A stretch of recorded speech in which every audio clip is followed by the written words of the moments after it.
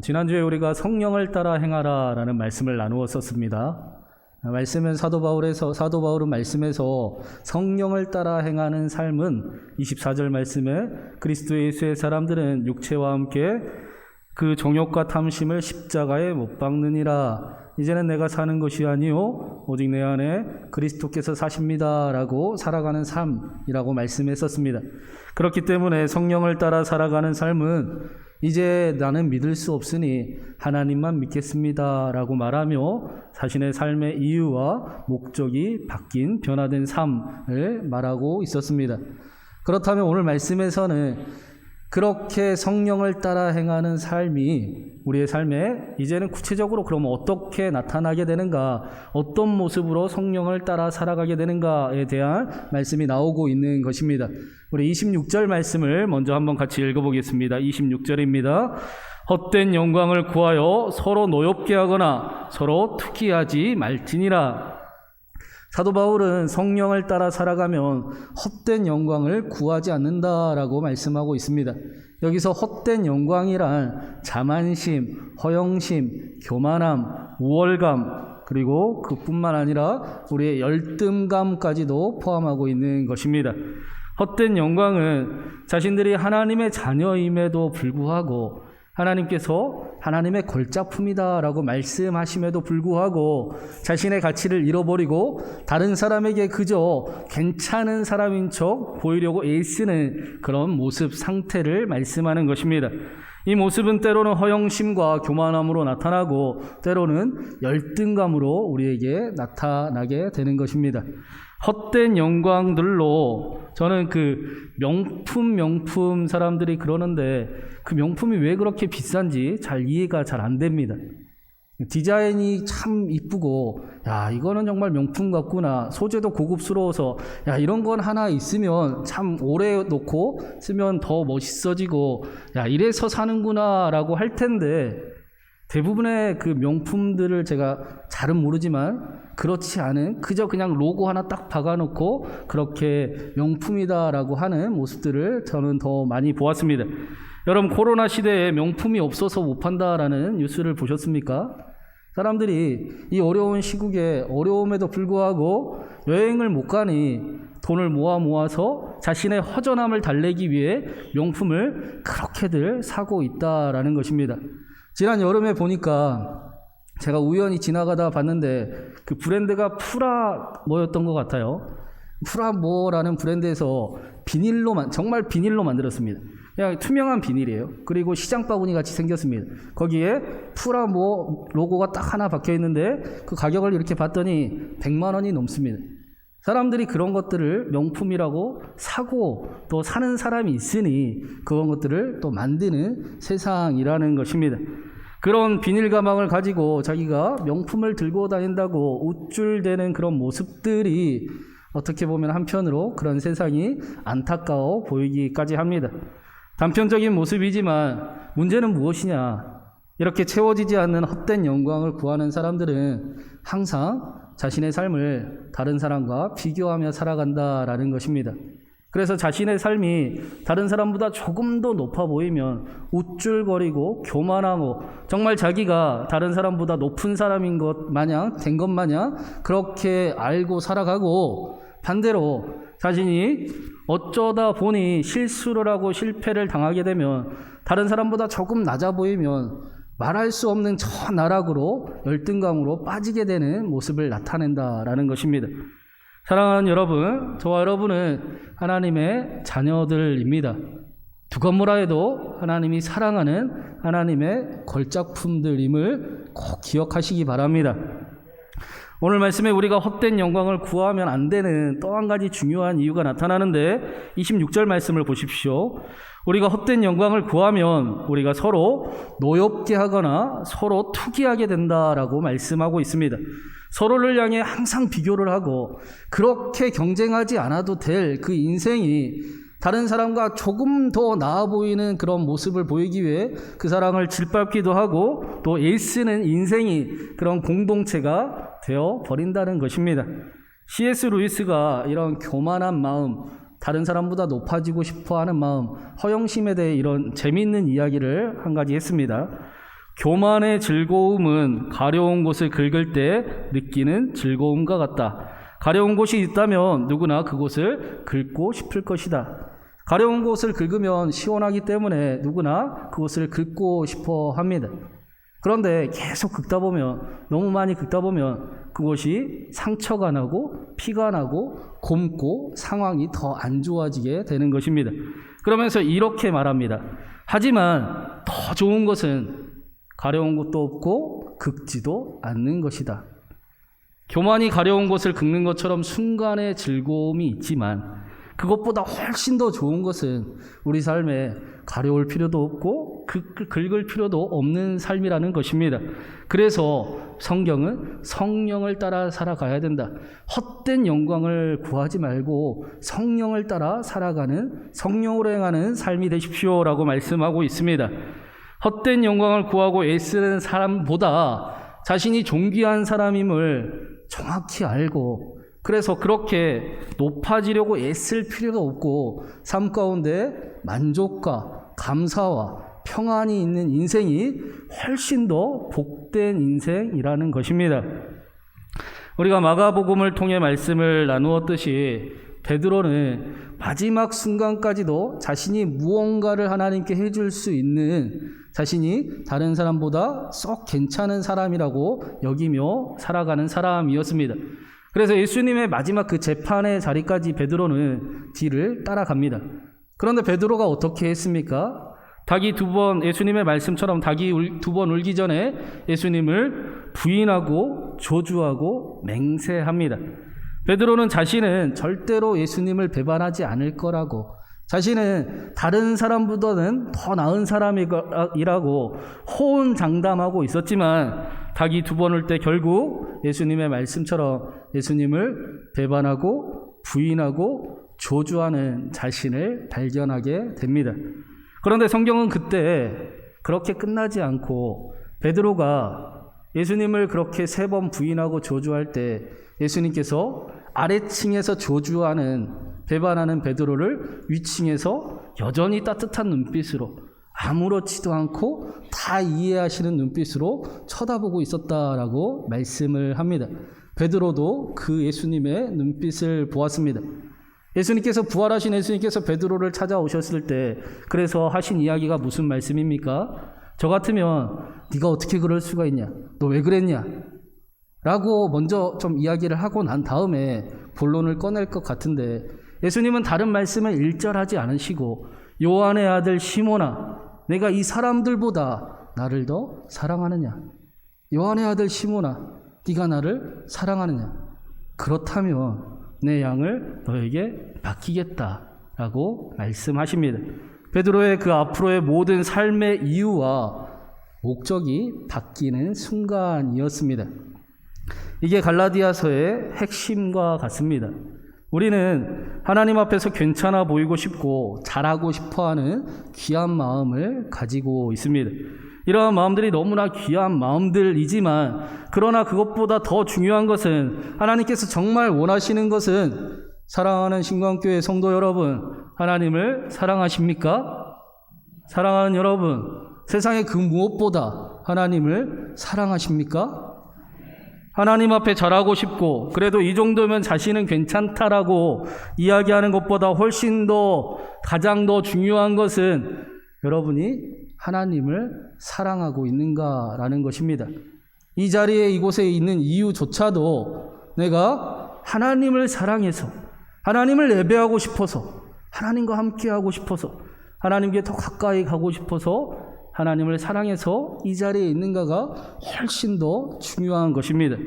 사랑하는 여러분, 저는 우리 신광교회가 하나님이 정말 믿어져서 하나님을 마음껏 사랑하는 교회가 되기를, 저와 여러분이 되기를 간절히 바랍니다.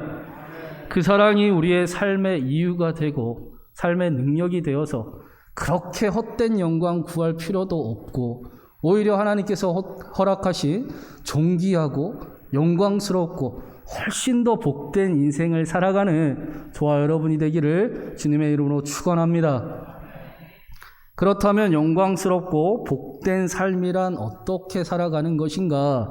오늘 말씀에서는 이렇게 말씀하고 있습니다. 우리 2절 말씀 한번 같이 읽어보겠습니다. 2절입니다. 너희가 짐을 서로 지라. 그리하여 그리스도의 법을 성취하라. 성령을 따라 살아가는 삶은 우리가 생각하는 것보다 훨씬 더 우리의 일상에 가깝게 나타나고 있습니다. 성령의 열매는 사랑이기 때문입니다.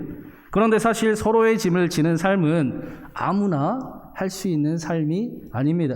오늘 말씀에서는 뭐라고 합니까? 너희가 짐을 서로 지면 그렇게 살아가는 삶이 그리스도의 법을 성취하는 삶이다라고 말씀하고 있습니다. 그리스도인들이 살아가는 삶이, 성령을 따라 살아가는 삶이 서로 짐을 지는 삶이라는 것입니다. 다른 사람의 짐을 진다라는 것은 고대 사회에서 종이 된다라는 뜻이었습니다. 다른 사람의 종이 되어 짐을 지는 것이었습니다. 그래서 서로의 짐을 진다라는 것은 서로가 서로에게 종노릇한다라는 말씀과 똑같은 말씀입니다. 서로의 짐을 짊어짐으로써 사랑으로 서로 종노릇함으로써 그리스도의 법을 성취하겠다라고 말씀하고 있습니다. 그렇다면 그리스도의 법은 무엇인가? 예수님께서 요한복음 13장에 뭐라고 말씀하셨습니까? 새 계명을 너희에게 주노니 서로 사랑하라. 내가 너희를 사랑한 것 같이 너희도 서로 사랑하라. 너희가 서로 사랑하면 이로써 모든 사람이 너희가 내 제자인 줄 알리라. 우리가 사랑하는 삶을 힘써 살아가면 모든 사람들이, 많은 사람들이 저와 여러분을 보고 예수 그리스도의 사람들이구나, 성령을 따라 살아가는 사람들이구나 라고 말하게 될 것이다 라고 예수님이 하시는 것입니다. 사랑하며 살아가는 삶이 그만큼 쉽지도 않고 아무나 살아갈 수 있는 삶도 아니기 때문입니다. 그래서 오늘 말씀에서는 우리가 사랑하는 삶을 살아가기 위해서 반드시 기억해야 될 한 가지를 또 알려주고 있습니다. 우리 1절 말씀도 한번 같이 읽어보겠습니다. 1절입니다. 형제들아, 사람이 만일 무슨 범죄한 일이 드러나거든 신령한 너희는 온유한 심령으로 그러한 자를 바로잡고 너 자신을 살펴보아 너도 시험을 받을까 두려워하라. 사도 바울은 인간이 가진, 저와 여러분이 가진 약점을 정확하게 말씀하고 있는 것입니다. 그 약점은 무엇입니까? 저와 여러분은 자신에게는 너무나 관대하지만 다른 사람에게는 항상 비판적인 생각을 가지며 살아간다라는 것입니다. 그래서 우리가 사랑하는 삶을 살아가기 위해서 자신을 잘 살피지 않고는 절대로 사랑하며 살아갈 수 없다라는 것입니다. 며칠 전에 이런 일이 있었어요. 퇴근하고 집에 갔는데 그날따라 저희 아내가 저에게 막 뭐라 하는 것 같이 이야기를 합니다. 그 내용과 말은 말은 똑같은데 억양이 자꾸 뭐라 하는 것 같아요. 그래서 가만히 듣고 있다가 내가 뭐 잘못했나? 화나게 한 일이 있나? 근데 화나게 한 일이 전혀 없습니다. 잘못한 것도 없는 것 같아요, 제 생각에는. 그래서 듣고 있다가 안 되겠어서 저도 똑같이 뭐라 하는 것 같이 아내에게 이야기를 했습니다. 그랬더니 이제 냉전의 시간이 좀 흐를 수밖에 없었지요. 그러고는 시간이 좀 더 흘러서 이렇게는 안 되겠길래 저희 아이를 같이 씻기면서 제가 아내에게 물었습니다. 나한테 무슨 화가 난 일 있습니까? 왜 나에게 화난 듯이 이야기를 하고 자꾸 뭐라 하는 것 같이 이야기합니까? 라고 이야기를 하니까 저희 아내가 절대로 아니랍니다. 자기는 저에게 뭐라고 한 적이 절대로 없다라고 이야기를 합니다. 그래서 무슨 소리냐? 당신이 나에게 뭐라고 이야기하는 것 같아서 내가 당신에게 뭐라고 이야기하는 것 같이 이야기했는데 그게 무슨 소리냐라고 이야기했더니 저희 아내 말이 자기는 나를 계속 배려하고 이해하려고 참다가 내가 먼저 뭐라고 하는 것 같이 이야기하길래 저한테 뭐라고 이야기했다라는 겁니다. 그래서 제가 가만히 듣고 있다가 똑같은 말을 계속하길래 안 되겠어서 예수님 말씀이 틀린 게 하나도 없네요. 자신의 들보는 보지 못하고 다른 사람의 티만 보니 우리 시간 낭비하지 말고 여기까지만 합시다 하고 냉전의 시간을 마무리한 적이 있었습니다. 예수님 말씀이 틀린 게 하나도 없습니다. 이것을 그 유명한 정신분석학자 프로이트는 우리에게 투사라는 방어 기제가 있다라고 이야기를 합니다. 이 투사라는 게 무엇인가? 우리가 미워하는 마음이, 싫어하는 마음이 우리는 그것이 우리 안에서 일어남에도 불구하고 일어나는 것임에도 불구하고 항상 다른 사람 핑계를, 다른 사람의 행동을 탓하는 그런 성향을, 방어 기제를 가지고 있다라는 것입니다. 그래서 평상시에 우리에게 미워하는 감정이 들고 싫은 감정이 드는데 그것이 분명히 우리 속에 있는 것임에도 불구하고 우리는 어떻게 합니까? 항상 누구 탓할 사람을 찾고 누구 탓할 행동들을 찾는 그런 방어 기제를 일으키는 경우가 훨씬 더 많습니다. 아담과 하와가 선악과를 먹고 하나님을 잃어버리고 나서 처음 했던 행동은 하나님이 주신 여자 때문에 내가 그렇게 행동한 것 아닙니까? 뱀 때문에 내가 그렇게 선악과를 먹은 것 아닙니까? 라는 남 탓하는 그런 성향, 이기적 유전자를 나타내는 모습이었습니다. 우리가 이기적인 유전자를 가지고 있기 때문에 저와 여러분에게는 모두가 그런 심리학자들이 이야기하는 투사가 있기 때문에 자신을 잘 살피지 않는 한 사랑하는 삶을 살아가기가 어렵다고 말씀하는 것입니다.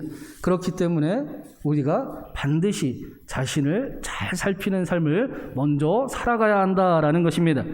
독일의 신학자 헬무트 틸리케가 그 사랑하는 삶, 용서에 대해 이런 말도 했습니다. 그 용서라는 일이 결코 간단한 일이 아니지 않습니까? 그래서 우리는 이렇게 이야기를 한다고 합니다. 좋아, 상대가 잘못을 알고 용서를 빌기만 하면 다 용서하고 싸움을 끝내겠다라고 우리는 흔히 이야기한다는 것입니다.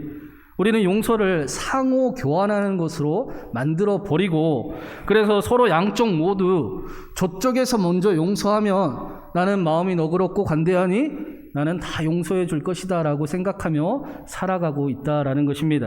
그래서 상대방이 눈짓으로 관계 회복을 원하는 모습을 보이든지 어떤 포즈를 취하든지 상대방이 먼저 용서를 구하는 모습이 나타날 것을 유심히 쳐다보며 인생을 살아간다라는 것입니다. 그런데 우리가 어떻게 합니까? 상대방이 나에게 용서의 신호를 보내주기만 한다면 나는 너그러운 사람이니 반드시 다 용서할 것이다 라고 생각을 하지만 서로가 다 옳은 사람이니 절대로 서로에게 용서를 먼저 구하지 않습니다. 그래서 절대로 용서하는 일이 나타나지 않는다라고 이야기합니다. 그러면서 틸리케는 우리가 용서할 수 있는 유일한 답은 무엇이냐? 우리가 사랑하는 삶을 살아갈 수 있는 유일한 힘은 어디에 있느냐? 하나님이 자기를 용서하고 다시 기회를 주신 사실을 깨달은 사람만이 용서하는 삶을, 사랑하는 삶을 살아갈 수 있습니다 라고 말씀하기도 합니다. 그래서 오늘 말씀에서도 중요한 사실을 한 가지 더 우리에게 알려주고 있습니다. 2절 말씀을 한 번 더 보십시오. 2절 말씀에 짐을 서로 지라 그리하여 그리스도의 법을 성취할 수 있다라고 말씀하고 있습니다. 여기서 서로 짐을 진다 할 때 그 서로가 중요한 것입니다.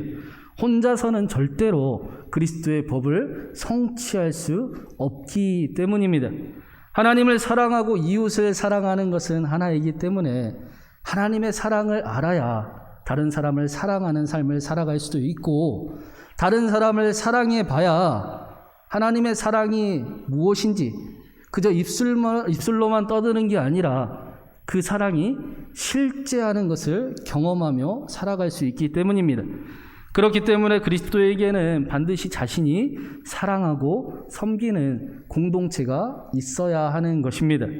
서로의 짐이 되라라는 말씀은 내가 다른 사람의 짐을 대신하는 그런 귀한 일도 있지만 더 귀한 것은 무엇입니까? 내 짐을 옆 사람에게, 다른 사람에게 맡길 수도 있는 그런 사이가, 관계가, 공동체가 되어야 한다라는 것입니다. 한국교회 많은 성도들이 저도 마찬가지로 다른 사람의 짐은 쉽게, 그 일이 쉽지도 않은데 쉽게 감당하고 또 인내하고 짊어지려고 하는 것 같습니다. 그런데 내 짐은 어떻게 합니까? 꼭꼭 숨어라, 머리카락 보인다 라고 이야기하며 신앙이 깊어지고 깊어짐에도 불구하고 더 자신이 더 그 짐을 다 책임지려고 하고 절대로 나누지 않으려는 성향을 더 보이는 모습을 보기도 합니다. 그런데 오늘 말씀은 그러면 절대로 안 된다라고 우리에게 말씀하고 있습니다. 반드시 서로 짐을 지어야 그래야 그리스도의 법을 성취할 수 있다라는 것입니다. 교회는 완성된 사람들이 모여서 사랑을 나누는 공동체가 절대로 아닙니다. 우리는 우리가 다 아는 것처럼 우리는 모두 다 허물을 가지고 있고 부족함이 있고 실패가 있고 한계를 가지고 있는 사람들입니다. 그러니 누구나 짐이 없다고 자랑할 필요도 없고, 만약에 3절 말씀처럼 짐을 나누지 않는 모습은 스스로를 속이는 모습일 뿐입니다. 시편 32편 1절에 하나님 마음에 합했던 다윗이 이런 고백을 합니다.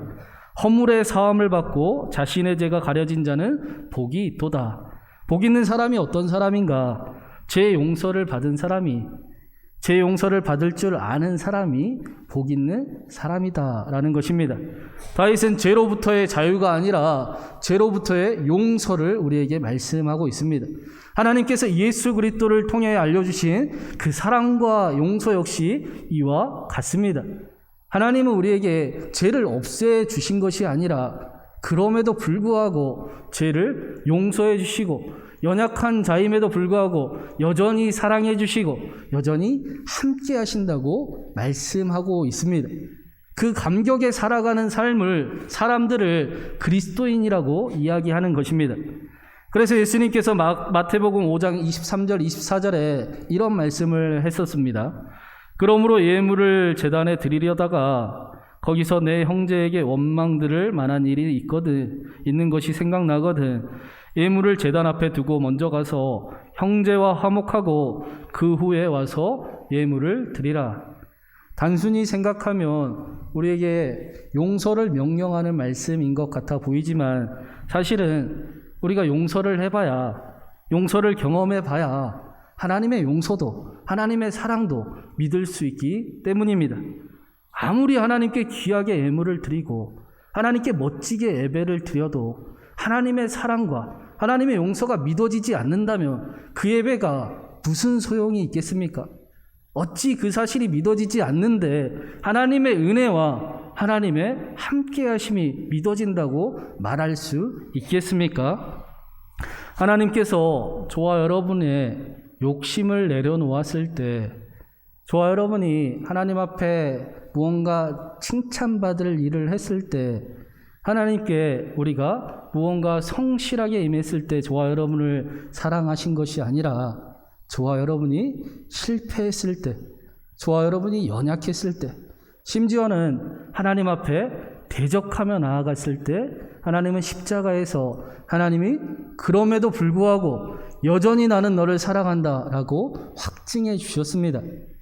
그런데 그 사실이 뜬구름 잡는 이야기가 아니고 허공을 향한 그런 꽹과리 소리가 아니고, 우리의 삶에 실제하기 위해서는 사랑하는 공동체에서 용서를 경험하고 사랑을 경험하고 사랑해보고 용서해봐야 그 믿음이 실제로 살아가게 된다라는 것입니다. 교회에서 여러분이 사랑을 연습하지 못한다면 교회보다 더 무서운 세상에서는 절대로 사랑을 연습할 수가 없습니다. 교회 안에서도 선으로 악을 이기는 연습을 하지 않는다면 우리는 세상에 나가 악에게 항상 지는 삶을 살아갈 수밖에 없습니다. 사랑하는 여러분, 우리 교회가 서로가 서로에게 짐을 짊어지게 하기도 하고 짊어지기도 하고, 그렇게 사랑을 연습하고 훈련해서 그리스도의 법을 성취하는 멋지고 아름답고 영광스러운 교회가 되기를 간절히 바랍니다. 또한 우리 교회는 그런 교회인 줄로 믿습니다. 얼마나 아름다운지 모르겠습니다. 그러한 사랑을 힘입어 그 사랑이 우리의 삶의 이유가 되고 목적이 되어서 하나님께서 내가 나를 사랑하느냐? 라고 물으실 때 하나님, 나는 하나님 사랑합니다 라고 자신 있게 대답하는, 그것이 힘이 되고 능력이 되는 저와 여러분의 삶이 되기를 주님의 이름으로 축원합니다. 우리 같이 우리 교회를 위해서 자신의 신앙을 한번 다시 생각해보며 사랑합니다 나의 예수님, 우리 찬양하고 우리 잠깐 기도하도록 하겠습니다.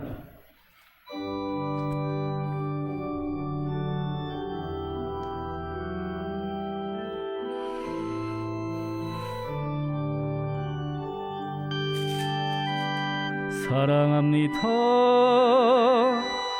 나의 예수님 사랑합니다. 아주 많이요 사랑합니다.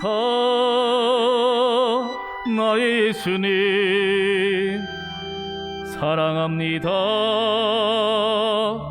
이것뿐에요. 다시 한번 사랑합니다. 사랑합니다. 나의 예수님 사랑합니다. 아주 많이요 사랑합니다. 나의 예수님 사랑합니다. 이것뿐에요. 사랑한다 하더라. 내가 너를 잘 아노라. 사랑한다 내 딸아. 내게 축복 더하노라. 우리 한 번 더 고백합니다. 사랑합니다. 나의 예수님 사랑합니다. 아주 많이요 사랑합니다.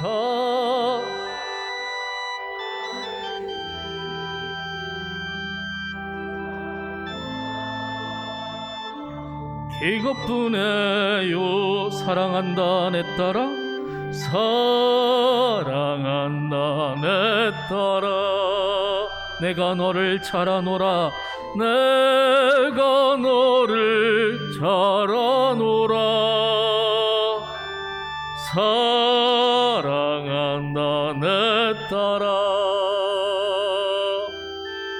내게 축복 더하노. 사랑한다 아들아. 사랑한다 아들아. 내가 너를 잘 아노라. 사랑한다 내 아들아.